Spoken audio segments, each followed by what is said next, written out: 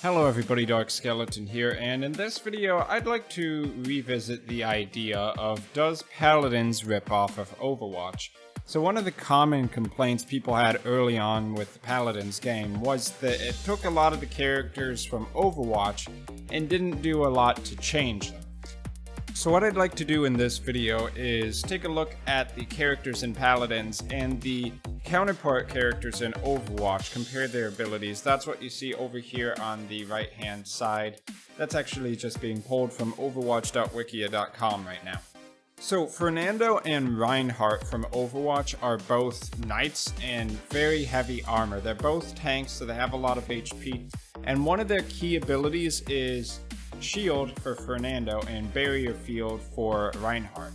Both of these abilities create a large shield wall which blocks a lot of damage for not only Fernando or Reinhardt, but also any teammates that are behind them. In both cases, they cannot attack as well. Both of these characters have the ability to charge. The primary difference is that with Reinhardt's charge, it also stuns enemies if he happens to collide with a wall, and that also means it picks up the enemy, collides with the wall, and stuns them, which is actually quite a bit cooler than Fernando's charge, which just dashes forward to relocate himself. So Fernando has a fireball ability that shoots a ball of fire, dealing damage and reducing healing. And as far as I know, that ability also pierces an enemy, so it can hit multiple enemies simultaneously. And to confirm that, over on the cards tab, you can see he has the Scorch legendary, which the more enemies it hits, the more damage it does. Reinhardt also has a very similar ability called Fire Strike. By whipping his rocket hammer forward, Reinhardt slings a flaming projectile which pierces and damages any enemies it touches. So it doesn't reduce healing, but it does do the piercing fire damage. And finally, the ultimates for both characters. Fernando has Immortal, where Fernando and all allies within 70 units cannot be brought below 1500 HP or affected by damage over time effects for 4 seconds, so that's basically just, well, invulnerability. And then Earthshaker for Reinhardt. Reinhardt forcefully slams his rocket hammer into the ground, knocking down and damaging all enemies in front of him. So with the ultimates, they're very different abilities. And also the weapon attacks are pretty different as well, because Reinhardt has a rocket hammer, which is a melee weapon that you can swing at enemies in front of you, but Fernando uses a flamethrower that does damage over time. However, the three core abilities, Shield, Charge, and Fireball, are very similar to Barrier Field, Charge, and Fire Strike. So is this a coincidence? I think almost certainly not. To a degree, I'd like to think so, because Reinhardt and Fernando are pretty well designed characters. They have a job, they serve it. The Barrier Field idea is genius. Okay, so case number 2, Roxas and McCree from Overwatch. They both revolve around using revolvers in combat. Primary fire on both characters is a powerful single shot. Secondary fire, which I guess would be Defiance over here for Roxas, is to shoot multiple shots simultaneously in a burst fire playstyle. Then we look down at their abilities, Nether Step. So this is an ability which allows Roxas to dash forward multiple times. He can even go up in the air with it, and he's able to hold the jump button down in order to glide down to the ground in a very slow fashion. It's a great positioning tool. McCree has Combat Roll, where he dives in the direction he's moving, which I think is probably closer to...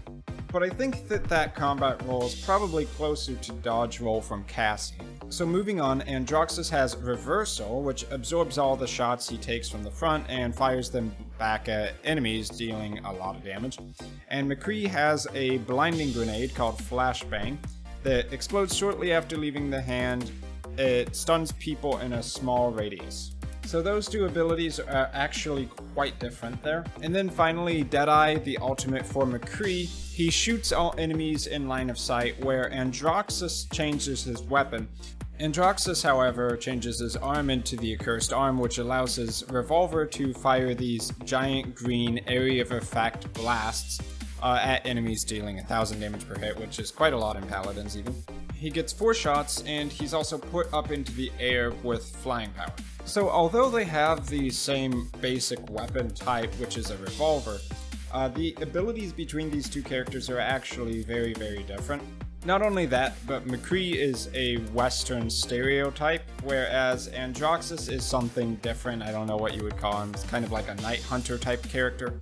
Okay, so let's do another one that people were complaining about, which is Toby and Barrack. So they're both little dwarf characters, kind of like the engineer from Team Fortress 2. I mean, that's kind of why Barrack has a Team Fortress 2 skin. And the idea is they both set up turrets to defend themselves and their team, and they can play a defensive play style by doing that. So Toby has the rivet gun, which shoots arcing projectiles, but also his secondary fire is a close-range shotgun.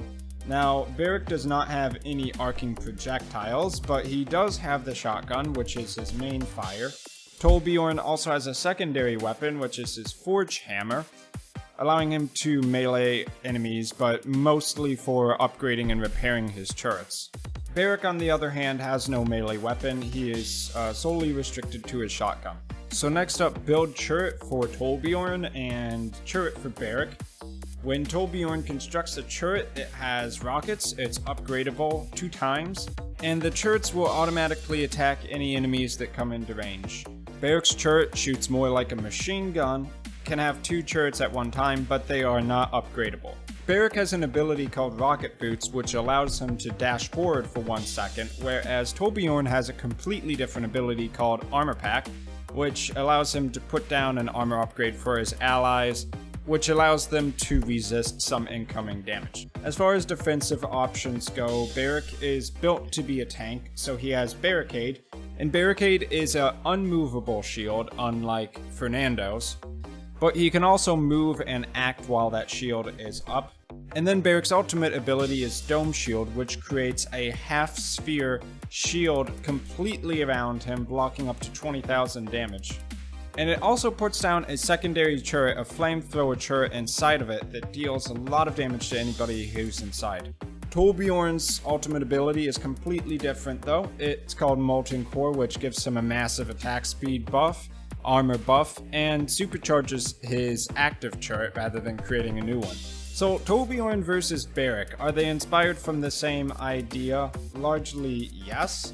They're both dwarves, they both have shotguns, they both have turrets, but their actual playstyle is a bit different. And while they have some core game mechanics that are very similar, the kits are different. So did Paladins rip off of Overwatch with its character design? There are some very obvious similarities between the characters, and I do think that when Paladins designers were going ahead and coming up with their ideas, that most likely they looked at Overwatch, saw how successful it was getting, and wanted to have some of those same game mechanics in their characters. However, I think calling it ripping off is a bit unfair, because these are games in the same genre. And when you have games in the same genre, there's going to be overlap between the two. If you tried to create something completely radically different and didn't take any lessons from other competitors in the field, then I think it would be a lot harder to justify how your game is actually going to succeed. How is it going to be fun if you just ignore certain character archetypes? So you could say Torbjorn already has a turret guy, so I'm not going to put a turret guy in my game. But then that's only limiting your design space. If taking character concepts and adapting them to your own game and changing them up a bit was such a bad idea, then games like Defense of the Ancients, Heroes of New Earth, and Dota 2 would be guilty of that long before games like Paladins ever would have been. But honestly, I think it's overall very healthy for the game. I think when they do take these character concepts and change them up a bit, they change it enough so that it's original. And also, if you actually play Overwatch and Paladins, then you'll already know that, characters aside, there's a difference in how the game feels to play. So in conclusion, are there characters in Paladins which are almost certainly inspired off of Overwatch characters? Yes, I think it's pretty hard to argue that they weren't. Are there more characters than I showed in this video that are like that? Yeah, absolutely. Is it a bad thing? No, I don't think so. So I've been Dark Skeleton, thanks for watching this video on comparing Paladins to Overwatch and figuring out whether or not Paladins is ripping off of Overwatch.